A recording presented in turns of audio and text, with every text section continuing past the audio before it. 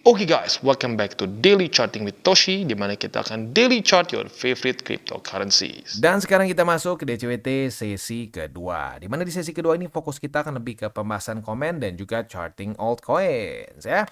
Langsung dulu kita masuk ke Bitcoin Dominance. Untuk Bitcoin Dominance kita bisa di sini mulai ada perlawanan dari para bears ya. Setelah dia tembus MA20 tadi sempat naik ke atas tapi masih reject oleh MA20 ya. Nah, ini jangan-jangan dipicu juga dengan balance sheet yang mulai meningkat. Seperti yang kita bisa di sini terjadi peningkatan sebesar 0,04% ya. Apakah ini awal dari QE? Jangan buru-buru ya. Tenang, gue tahu ini pertanda yang baik, tetapi kita harus lihat pada faktanya. Sebelumnya pun pernah terjadi peningkatan, ternyata turun lagi. Seperti di sini nih ya, di Agustus terjadi peningkatan sebesar 0,03 ya, taunya turun lagi. Begitu. Jadi sabar, kita tunggu dulu sampai ada peningkatan-peningkatan selanjutnya yang lebih yang terus-menerus begitu ya. Dan juga kita harus tunggu statement dari Jerome yang lebih dovish. Sekarang masih hawkish ya. Lu dengar berkali-kali Jerome ngomong kita tidak terburu-buru untuk melakukan cutting rates dan seterusnya. Itu hawkish begitu ya. Nah, jadi kita tunggu sampai balance sheet-nya lebih sering ada peningkatan dan Jerome mulai lebih dovish ya. Oke. Next, langsung aja komen. Komen pertama dari, waduh, ini kayaknya fans dari si iShowSpeed ya. Mikir lu miskin ya. Lemes gua lihat pergerakan BTC. Gua masuk di kripto Desember 2024. Sampai sekarang minus mulu, soalnya porto gua 100% BTC. Waduh, kok 100% BTC pusing ya? Wah, ini gue curiga. Pakai uang panas? Coba kita lihat komennya ya. Tujuan beli apa? Kalau mau kaya di CA. Tujuan beli cuan. Yalah ya. Siapa yang beli buat rugi ya? Coba kita lihat. Oke, pertanyaan. Ini dari Bro Aaron Yeager nih. Biasa pertanyaannya harusnya senada dengan TCI ya. Porto 100% BTC nggak usah lemes bang, justru bagus. Iya, ya. Tapi biasanya kalau lemes, nah kan sama nih ya. Kalau orang-orang TCI pasti mikirnya sama ya, mirip-mirip lah minimal ya. Pakai uang panas. Coba kita jawabannya. Kagak bang, uang dingin sih. Itu uang buat liburan uang buat liburan ke Thailand itu bukan uang dingin ya. Uang dingin itu adalah uang yang nggak ada posnya begitu. Buat yang ini gue nggak tahu nih, bro minggir lu miskin, udah pernah dengar belum video gue mengenai cara pembagian uang yang buat diinvestasikan begitu. Jadi kalau lu dapat gaji, bonus dan lain-lain itu harusnya dibagi menjadi 50, 30, 20. Itu bisa diubah lagi sih, tapi itu dasarnya dulu deh, paling awalnya banget seperti itu. 50% untuk kebutuhan ya. Ya lu tau lah kebutuhannya makan, minum dan kawan-kawannya. 30% buat senang-senang. Nah, lu pakai duit 30%. Begitu. Jadi salah, itu bukan uang dingin ya. Uang dingin itu yang 20 yang memang sudah lu kesampingkan untuk investasi. Jadi ini ya bahaya, pantas aja lu pusing ya. Ya gue ngerti kenapa pusing. Kemungkinan besar istri lu sekarang ngomel kalau nih, gimana nih buat ke Thailand ya, BTC malah turun, bla bla bla bla bla bla bla. Nggak bisa kayak gitu ya. Lu harus pakai duit yang benar-benar tidak ada posnya begitu. Karena kalau udah ada posnya, contohnya buat liburan ke Thailand, sekali lagi itu bukanlah uang dingin. Uang dingin itu nggak akan ada yang ngomel. Istri lu, anak lu, emak lu, siapa nggak akan ada yang ngomel kalau lu pakai, karena memang sudah lu sisihkan begitu ya. Ya tapi minimal minimal lu beli BTC lah, itu udah ya. Walaupun nggak ideal lu pakai duit itu, masuknya panas ya, duit panas karena udah ada posnya ya, udah ada alokasinya gitu ya. Tapi minimal beli BTC begitu. Saran gua ya, udah BEP tutup. Lu ke Thailand deh. Lu udah janjiin anak istri lu, dan itu bukan alokasi untuk investasi sebenarnya. Itu lu pakai 30%, bukan yang 20 ya. Uang untuk senang-senang, bukan uang untuk investasi. Begitu. Ya, selanjutnya ya jangan pakai uang buat senang-senang gitu. Pakai uang yang memang sudah lu sisihkan buat investasi. Ya, gua udah curiga nih, ya gua udah curiga. Kok pakai di BTC stres? Ya, soalnya kalau lu anggap lu super sial ya, lu beli di Desember di pucuk begitu ya, di sini nih di pucuk. Lu tuh sekarang masih minusnya berapa sih? Gue cuma penasaran. Harga running sekarang tuh baru minus sekitar 10%. Lo kok bisa stres begitu? Ya ternyata terjawab. Stresnya karena sebenarnya duitnya buat dipakai ke Thailand. Ya udah nggak apa ya. Yang penting udah belajar begitu. Sekarang kan udah dikasih tahu, jangan pakai duit yang udah ada posnya. Karena itu masih duit panas ya. Next, dari Pusat Hobi Nusantara, risk management yang bikin enak ngopi dan ngudut, tetap 70% BTC kok. Cicil Harmoni saya udah 3 ribuan. mau nambah kira-kira each bar atau XLM ya, yang menurut Kotoshi fundamentalnya bisa survive. Nah, kalau each bar sama XLM sih, wah, gue terakhir gue ngelihat fundamental tuh lumayan lama ya. Ya harus diupdate lagi sih sekarang. Tapi gini, kalau lu mau cari tahu kira-kira worth it atau enggak, lu coba cari ya H bar, BTC, XLM, BTC. Minimal osilator nggak? Kalau dia osilator dengan BTC masih boleh dipertimbangkan. Tapi kalau dia chartnya begini ya, sesuai dengan pembahasan kemarin nih. Kalau chartnya kayak LTC misalkan nih ya, LTC BTC ya. Nah, dia dari masa ke masa turun terus. Nah, itu mungkin kurang worth it untuk dipegang begitu. Ini salah satu indikator utama lah buat melihat altcoins-nya worth it nggak buat dipegang begitu. Kalau dia chartnya turun terus begini, nggak worth it begitu ya, karena basically kalau chart seperti ini tuh simpelnya lu mengambil resiko lebih besar untuk gains yang cenderung lebih kecil begitu ya. Tapi mantap, yang penting 70% BTC, sisanya ya baik lagi setiap orang punya seleranya masing-masing untuk altcoins ya. Next dari Joan 8745, Cortex kacau banget bang, sampai hari ini belum ada kejelasan. Yes ya. Ya, dan berapa kali gue juga mau ngurusin di JP nih ya, untuk ya ada beberapa yang gue perlu ya kan lo harus ada download beberapa hal gitu ya. Error mulu ya, sampai sekarang gue juga belum beres-beres nih ya. Pajak 2024 gara-gara Cortex ya. 1,3 T loh ya, kacau ya. Next dari Rahidin apa ini? Rahidin. Oke.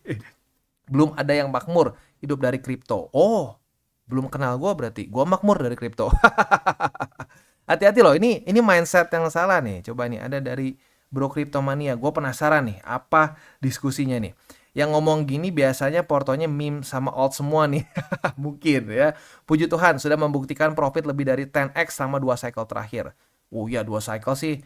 Lu BTC aja udah lebih dari 10x ya. Ya berarti make sense. Kuncinya itu nggak bisa pengen cepet-cepet.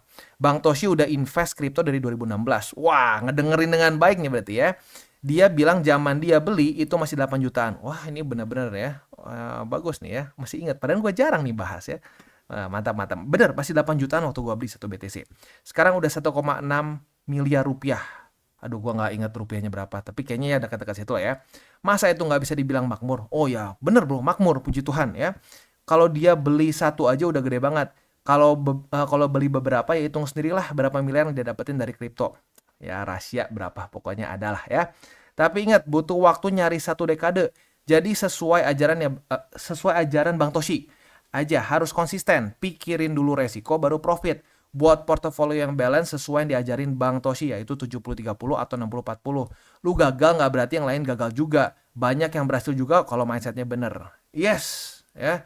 Wah, mantap nih Bro Cryptomania ya. Ya, bisa makmur di kripto tuh sangat bisa. Gua pribadi, Sato dan tim gua ya relatif makmur. 10x sudah lebih, ya iyalah lebih dari 8 juta jadi 1,6 M. Silahkan hitung berapa ribu persen itu, ya kan? Ya, tapi ya itu butuh waktu yang lama.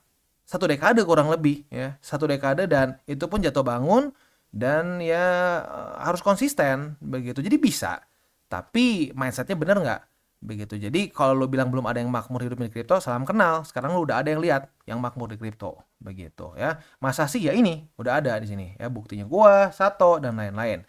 Tapi caranya bukan dengan cara ngedukun gitu ya. Caranya dengan membuat portofolio yang make sense secara fakta, data, statistik. Begitu ya.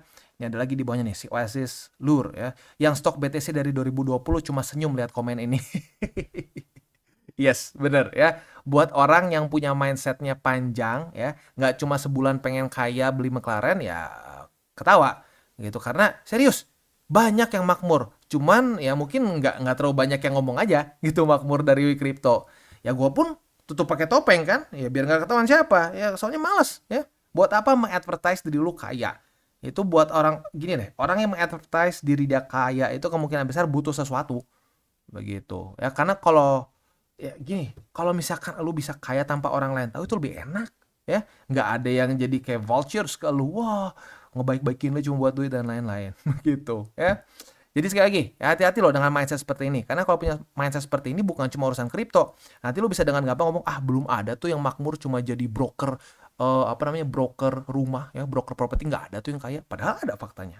Belum ada tuh yang pernah kaya dari jualan mie. Banyak yang kaya jualan mie. Ya, jadi hati-hati loh. Mindset seperti ini tuh adalah mindset loser menurut gua. Ya, karena lu menutup diri lu sendiri. Begitu. Ya, kalau menutup diri bisa, pasti lu nggak akan makmur. Begitu. Kalau lu menutup diri lu sendiri. Jadi hati-hati dengan statement, dengan kata-kata lu, karena itu akan mengkotak-kotaki kemampuan lu, mengkotak-kotaki juga potensi lu. Begitu, ya. Next. Dari Lensko. Iya, saya di Jepang pajak kripto 55%. Even worse than US ya. Sampai harus pakai VPN dan exchange luar. Bukannya nggak mau taat pajak ya, tapi 55% itu terlalu tinggi. Untungnya tahun ini mau dibikin 20%. Oh ya, ini kita sempat bahas nih di DCWT ya. Penurunan signifikan ya, flat 20% kayak saham katanya. Walaupun begitu masih jauh banget dibandingkan Indo 0,1. Itu worth it banget. Yes, ya sekali lagi, Indonesia bukanlah negara yang sempurna, tapi untuk urusan pajak kripto sih gue nggak komplain even 1 second. Kenapa? Karena oh my god, it's cheap dibandingkan negara-negara lain ya. Di Indonesia tuh untuk pajak saham kripto tuh luar biasa fair menurut gue ya. Ya udah fair, nggak usah pusing. Lu kebayang kalau di luar nih ya. Nih, zaman dulu berarti di Jepang ya, kan ini katanya mau geser ke 55, dari 5 ke 20. Jadi zaman dulu tuh setahu gue ya, kalau capital gains tax itu lu harus ngitung lu untung berapa terus kali 55. Lu salah hitung, lu kena kasus. Begitu. Nah, di kita udah langsung otomatis, ya udah dipotong otomatis, tinggal lu lapor SPT, enak jujurnya. Ya, jadi sekali lagi lah, kita harus fair ya. Apa yang nggak bagus di Indonesia ya oke kita kritik, tapi yang oke, yang fair ya udah. Nah, kalau untuk menurut gua pajak segini sih fair banget gitu ya. Next, cuman ya balik lagi, laporannya ribet sekarang gara-gara Cortex ya. Menyebalkan sekali itu ya. Gue masih kesel sampai sekarang. Jadi ngeganjel nih. Belum beres gue laporannya ya. Next dari Anesh Dark ya. Ingat banget kemarin jam 6 sore di Telegram TCI ada yang share balance sheet mulai naik dan ternyata bener kok. Dan bener Kotoshi juga bilang gitu. Nada bicara lu juga terdengar happy kok saat lihat balance sheet mulai naik. Iyalah ya. Gini, kadang-kadang ada orang yang ngepaint gue tuh as a Bitcoin maxi. Enggak, gue punya BTC loh. Sesuai anjuran gue aja 70-30. Begitu. Jadi ya kalau sampai balance sheet mulai naik ya gue happy-happy. Yaitu 30% tinggal bengkak. Begitu ya. Pertanyaannya bisakah itu fake out? Mantap ya, ini udah gue jawab berarti tadi ya. Ya gini lah, orang-orang TCI mungkin satu frekuensi. Kurang lebih pertanyaannya mirip-mirip di otak ya. Mantap. Jadi ya gue ini lagi sedikit ya, gue review lagi sedikit. Bisa aja fake out.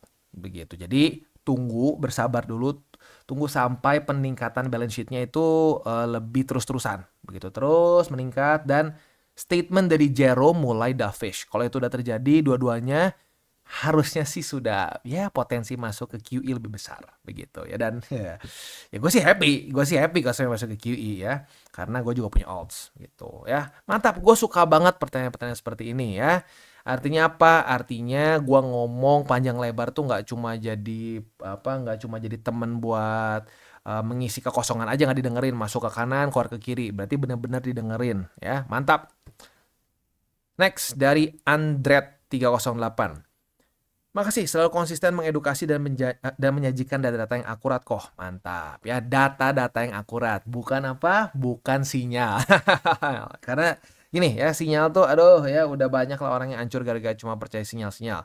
Jangan percaya sinyal, jangan percaya gua ya. Lihatlah data, lu punya kesimpulan yang sama kayak gua, ya udah kita jalanin bareng. Begitu. Ya jadi sekali lagi, jangan sampai berpikir udah nih kita follow Toshi, sekarang nih dukun kita. Jangan jadikan gua dukun ya. Lu lihat data yang gua sajikan, lu setuju dengan setuju dengan analisa gua mengenai data tersebut, ya sudah kita jalani bersama. Kalau nggak setuju ya nggak apa-apa. Yang penting lu semua keputusan itu berdasarkan fakta data statistik. Begitu ya. Mantap. Next dari Bro Aina. Izin diskusi Mak. Menurut gue sih masuk ke grup VIP pun tidak ada salahnya. Tapi yang SPP-nya make sense sih ya. Tapi diniatkan untuk belajar tentang market, baik secara TA dan fundamental. Sebagai modal kita untuk mengolah data dan bijak mengambil keputusan di market. juga sebagai tambahan literasi kita supaya mandiri ke depannya. Seperti halnya kita bersekolah, ironisnya para newbie lebih cenderung masuk grup VIP yang lebih mencari sinyal-sinyal dan tidak melakukan DIOR atau do your own research gitu ya, dari ilmu yang didapat. Pengen instan dalam tanda kurung ya. Parahnya lagi kalau mengkultuskan para dukun berkedok pengajar. Gimana nih, Mak, tanggapan Matoshi dari dan tim? Salam tabur tuai. Gue setuju sih sebenarnya. Kalau seandainya ya ada grup yang mengajarkan TA fundamental dan dia berbayar, itu nggak masalah menurut gue. Itu jauh lebih oke dibandingkan grup-grup sinyal. Tapi gini lah ya, kita ya faktanya di market ya, di lapangan VIP itu sudah sangat kental dengan sinyal. Begitu ya. Rata-rata grup yang mengajarkan TA dan fundamental tuh nggak laku di Indonesia karena orang pengen cepat, pengen instan begitu ya. Jadi ya kalau gua makanya kenapa ngomong grup VIP ya karena sekali lagi di perspektif gua VIP ini sudah terlalu kental di Indonesia dengan sinyal begitu ya. Mungkin dengan namanya juga sendiri VIP kan, very important person. Jadi, lu saking VIP-nya nggak perlu tahu, gue cuma kasih sinyal lu profit, gitu kasarnya ya. Tapi sekali lagi, gue setuju dengan Bro Aina, kalau ada kelas yang mengajarkan TA fundamental secara baik, bahkan mungkin sama kayak di TCI pun dia minta bayar, nggak masalah, begitu. Ya mungkin dengan dia berbayar nanti dia bisa langsung 101 dan lain-lain. Kalau gue pribadi nggak bisa, gitu. Makanya ya udah ya, lu denger. Kalau sampai bingung ya denger lagi video gue. Gue nggak bisa 101 sama lu semua karena ya ini tidak berbayar dan gue juga ada urusan lain. Begitu nggak ada waktu juga gue ya. Tapi sekali lagi, kalau ada grup lain yang isinya TA dan fundamental diajarkan begitu ya satu persatu dengan baik dengan dengan telaten ya menurut gue itu bagus banget bahkan ya. Tapi ya sekali lagi faktanya di lapang VIP itu 99% lah ujung-ujungnya jualan sinyal begitu ya. Mantap ya. Next, yang terakhir nih.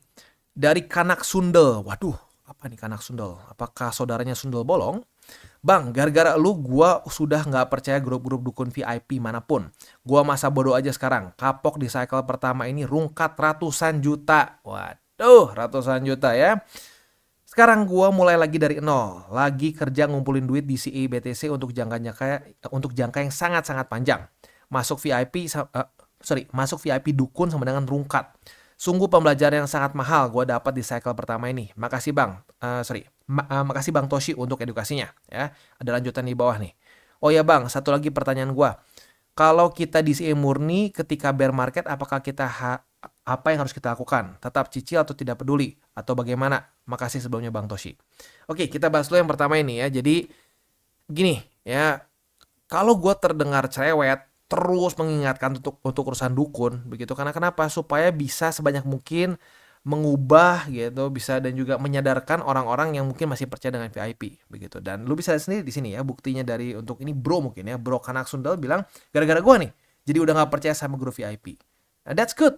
Ini tujuannya kenapa gue mengingatkan konyolnya kita untuk ikutan VIP ya, dan gua ini menurut gue untuk Bro Kanak Sundal ini luar biasa. Kenapa? Karena lu bisa dengan gampang kapok bilang udahlah kripto semua bangke, semuanya tuh ini kripto tuh anjing gitu ya. Itu udah banyak sekali orang seperti itu ya.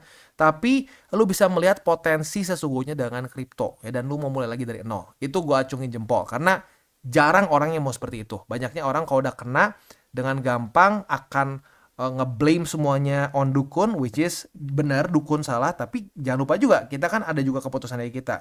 Nah, ini Bro Kanak Sundalnya luar biasa, berarti lu sadar bahwa oke, ada yang something wrong with this, kita coba fix it. Begitu, that's really good ya. Nah, untuk pertanyaannya ya di bear market seperti apa? Nah, gue balik lagi tanya ke lu.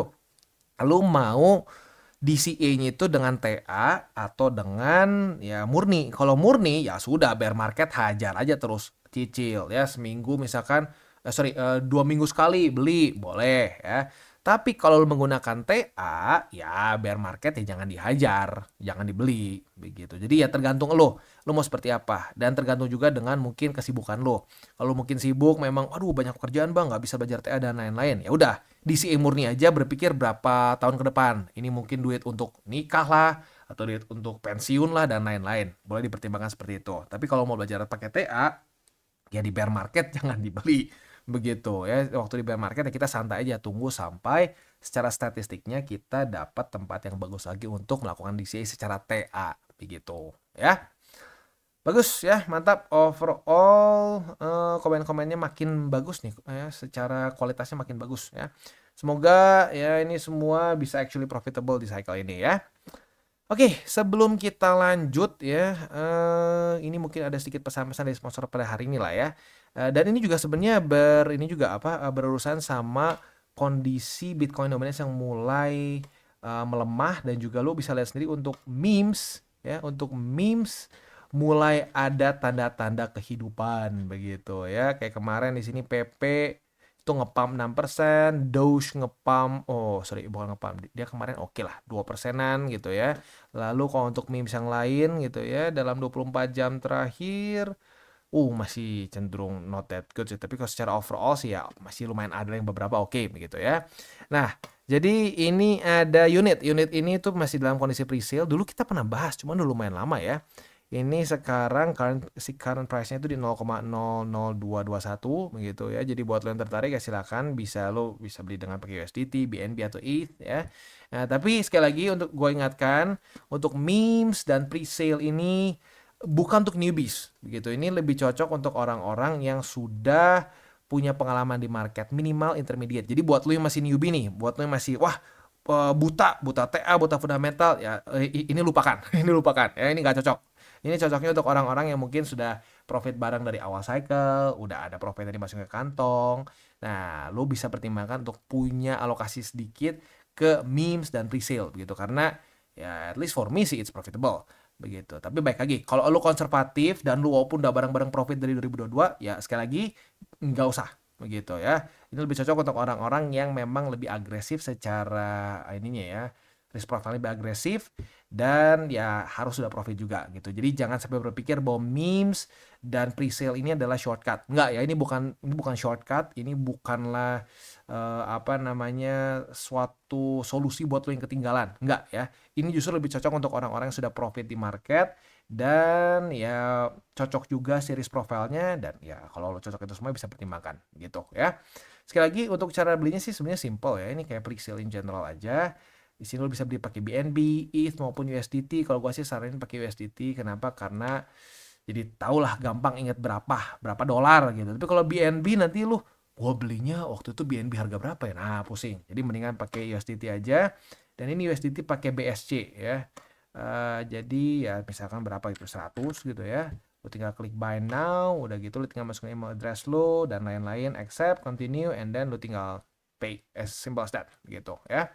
Nah, tapi baik lagi mengingatkan untuk pre-sale ini sendiri ya, kalau gua pribadi saat dia sudah listing itu akan gua TP minimal modal begitu. Itu minimal banget begitu. Dan jujurnya kalau mau ngomong, gua lebih sering gua TP semua jebret sekalian begitu. Kenapa? Karena rata-rata pre-sale ini lebih ke jangka pendek gitu. Bahkan mungkin cuma sehari 2 hari listing and then bam, turun lagi.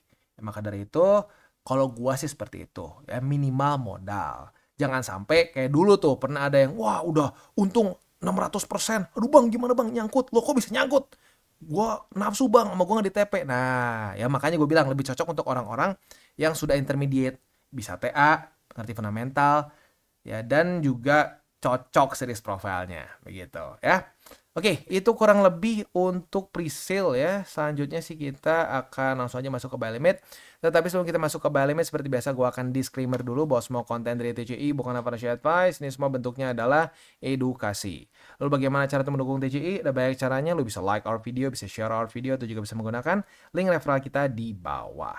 Dan sekarang kita akan dengar dulu pesan-pesan dari sponsor kita pada hari ini. Oke, today's video is brought to you by Bybit. Di mana di Bybit ini kita bisa melakukan berbagai macam hal ya, mulai dari yang newbie sampai yang sudah advance. Buat mungkin lo merasa bahwa aduh bang, gue masih nggak ngerti nih TA, gue masih nggak ngerti charting dan seterusnya, tapi pengen akumulasi, pengen DCA murni, bisa lo tinggal masuk ke sini one click buy, di mana lo bisa pilih lo mau pakai apa ya fiatnya, lo tinggal pilih juga asetnya apa ya. Misalkan lo pengen akumulasi BTC, Misalkan setiap hari Senin jam 7 pagi, misalkan gue pengen akumulasi BTC sebesar Rp100.000 misalkan ya. Lu bisa langsung lakukan di sini. Bisa peer to peer, bisa Dana, Bank BRI dan lain-lain. Ini gila ya, bisa pakai BCA Mobile dan seterusnya. Jadi Bybit ini memang cocok banget buat orang-orang yang tinggal di Indo ya, bisa langsung pakai bank-bank yang memang sudah biasa kita pakai di Indo ya. Nah, buat yang intermediate sampai advance juga di sini ada spot, nah, dan juga ada leverage tokens, dan tentu juga ada derivatives trading, di mana kita bisa menggunakan kontrak yang USDT maupun USDC. Jadi di sini lu bisa pakai USDC ya, karena nggak semua exchanger bisa menerima untuk futuresnya pakai USDC ya. Dan tentu juga lo bisa earning bunga juga dari kripto lu dan lain-lain. Dan tentu juga di sini kita bisa melakukan copy trade ya, di mana copy trade dari Bybit ini sudah cukup terkenal ya, dan kita bisa mendapatkan keuntungan juga. First copy trade kita bisa ada protection 100 USDT loss coverage ya, dan seterusnya ya. Jadi buat lo yang tertarik bisa silakan pakai. Klik di link referral kita di bawah. Oke, dan kita masuk ke SUI. Untuk SUI di sini posisi short kita technically kena cut loss ya, tipis sih ya, tipisnya nggak main-main, ini udah kayak martabak tipis bahkan ya. Jadi kalau kita cek di sini tuh minus berapa nih? Wah, ya kecil lah ya, nggak sampai 0,5% ya, tapi apapun itu udah keluar SOP cut loss. Nah, buat lo yang baru mungkin sadar sekarang, ya boleh tutup sekarang aja lah. Kalau tutup sekarang malah sedikit profit ya. Ya tapi kalau bisa sih jangan sering-sering kayak gitu ya. Kalau bisa jam 7 pagi bangun lah, lihat dulu sedikit cut loss atau enggak gitu ya. Karena ya ini lagi turun happy, jadi shortnya nggak rugi. Tapi kalau lagi naik kan enak gitu ya. Jadi itu untuk posisi short di SUI. Untuk posisi spotnya MA20 udah kena lagi harusnya, lalu di angka 3,24 dan di angka 2,94. Next kita masuk ke Solana. Untuk Solana sudah terjadi retest 1, retest 2 di angka 201,21 ya. Tepat sekali berhentinya di resisten. Begitu. Jadi ya sekali lagi ya, TA kalau lu bisa pakainya sih ya kepake begitu ya. Dan ini ada potensi double top juga sebenarnya ya. So, untuk posisi short kita ini, yang konservatif boleh pertimbangkan di angka 194,4 target TP-nya. Buat yang lebih agresif, boleh pertimbangkan untuk TP-nya di angka 199,15. Untuk posisi spot ada di angka, ini struktur juga sih sebenarnya ya. Sebentar, kita pasang ini struktur baru. Yaitu di angka, kurang turun dikit, sip. Di angka 194,3, lalu di 159,15 dan MA200. Next kita masuk ke Cardano. Untuk Cardano posisi short kita sudah terbuka pada hari ini ya, karena sudah terjadi retest 1, retest 2 di MA20. Nah, target TP posisi short kita itu bisa dipertimbangkan di angka 0,6825 ya. Itu mungkin buat yang lebih agresif. Kalau lu mau sedikit lebih konservatif, boleh pertimbangkan di sini nih ya. Struktur resisten di angka 0,7572 ya. Itu lebih konservatif tentunya ya. Oke. Ini mungkin gua kasih aja, ini juga sebenarnya struktur karena kita baru-baru charting di Wallby jadi ya belum ada ya. Oke, itu kurang lebih untuk posisi futures di Cardano. Untuk posisi spotnya ada di angka 0,7572, lalu di angka 0,6825 dan di MA200. Jadi kurang lebih seperti itu untuk DCWT sesi kedua ini. Sebelum kita tutup seperti biasa 3 golden rules. Jangan pakai uang panas, jangan over leverage, berpikirlah jangka panjang. Dan yang terakhir apa? Salam tabur tuai. Apa yang lu tabur akan lu tuai, jadi taburlah sebanyak mungkin hal baik. Oke guys, jadi itu adalah akhir dari segmen DCWT kita pada hari ini. Dan jangan lupa bagi kalian yang merasakan manfaat dari segmen ini, jangan lupa untuk share ke teman-teman kalian. Dan apabila lu pengen mensupport channel kita, ya TCI, jangan lupa untuk menggunakan link referral kita di bawah. Nggak wajib, ya, tetapi apabila lu menggunakan link referral kita di bawah, ada macam-macam, ya, dari Bybit, Huobi, Maxi, toko kripto, dan banyak lagi, ya. Ya, walaupun nggak wajib, tapi kalau menggunakan link referral kita, lu secara langsung membantu perkembangan dari TCI.